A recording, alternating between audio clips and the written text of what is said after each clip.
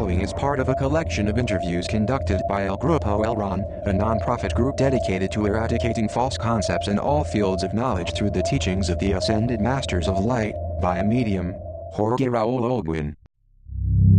May 3, 1998. Messages from the Solar Logos. Master Jesus. I am here again, with all my love. I am again here to transmit new messages. Master Jesus. How are you? I am very pained because I see that there are many false prophets that lately are trying to give wrong messages. There are so many misinterpretations about what the real demon is. What do you mean, Master? The real demon of man is attachment. The important thing in all of this is to see that although you are learning, we are all also learning in our level. We learn from your failures. We learn from your mistakes. You will tell me, Master, how come at your level of logos, so elevated, you continue learning? The answer is yes. Even the Christ, the dimensional logos who also extends over diverse galaxies, learns of all the living beings.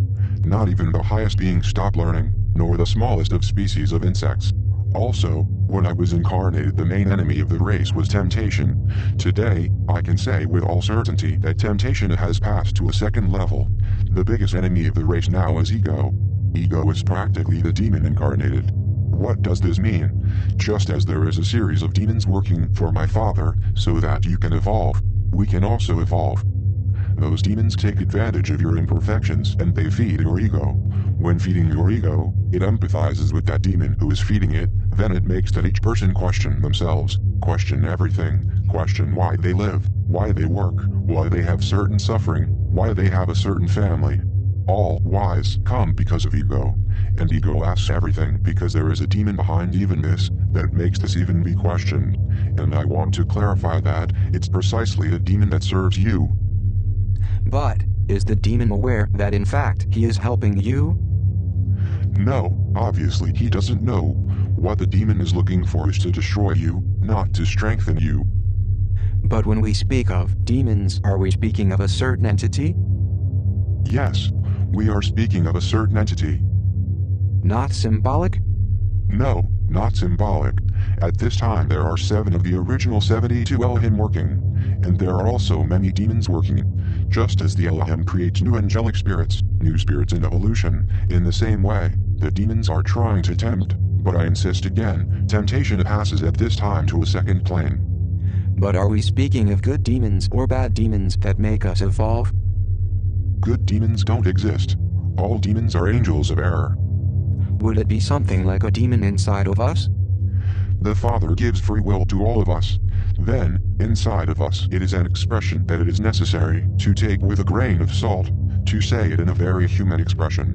Nobody has dominion to control you or dominate you, not even the spirits of error, not even demons, but they can attack your ego. Then ego is as if it were a master key to them and they enter through it. But what is the concrete purpose, from their point of view? To destroy you. But do they find pleasure on this purpose? Completely.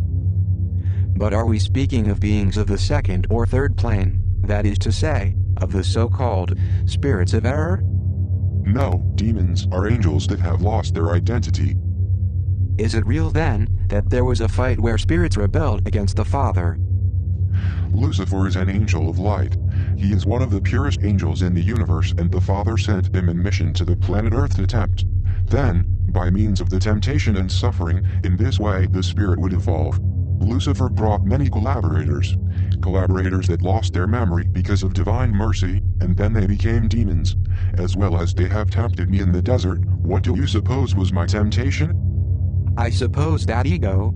I believe that you said it in another opportunity, Master. Exactly.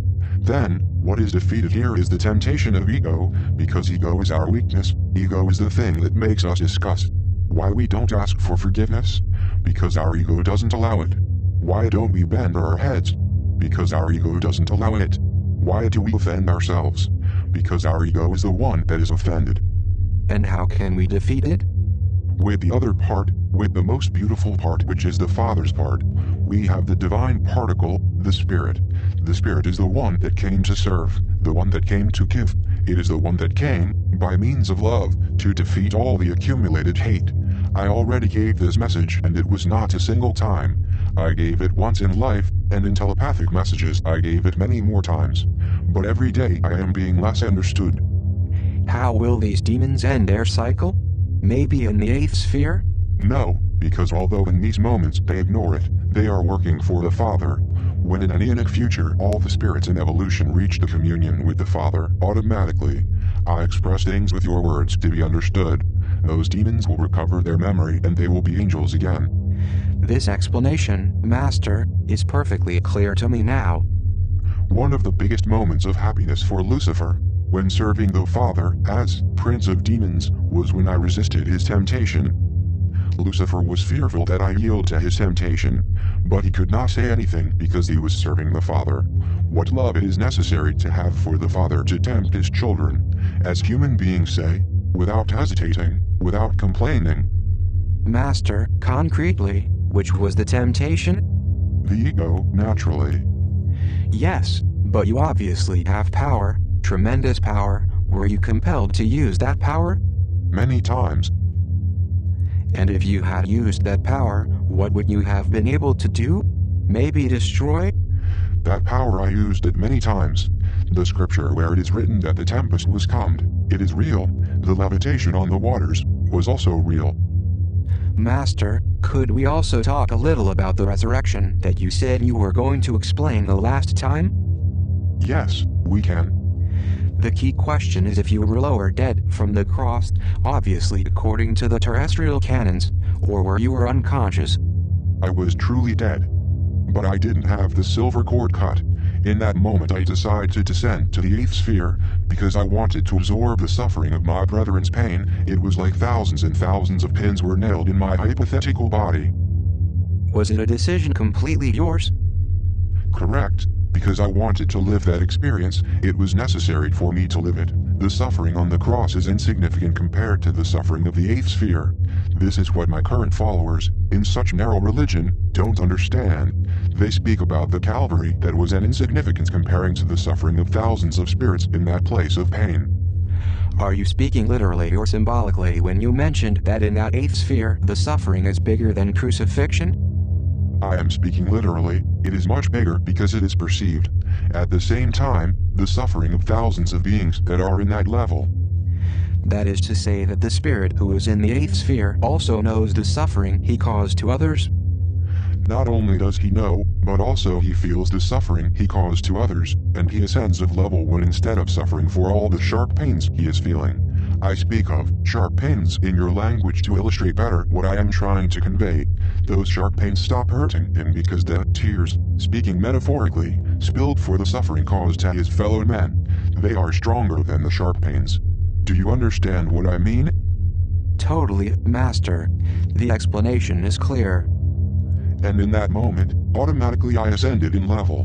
When I ascended in level, and I was once again in the physical plane 1, my brain is not completely dead, and in that moment they resuscitate me by means of a radioactivity that would be very difficult to explain for your understanding. Was the resurrection made by terrestrial or extraterrestrial hands? Extraterrestrial. They lift me from level because I had to fulfill another mission in another world that will be explained later on. That radioactivity is left in that cloth that wrapped me. With this, I am saying that the so-called sacred shroud is real. Was it something deliberate somehow, or did it just happen this way? No, it was not something premeditated. The radioactivity was simply impregnated fortuitously. I will leave to give space to another entity. All my blessings to you. Know that I am always with you.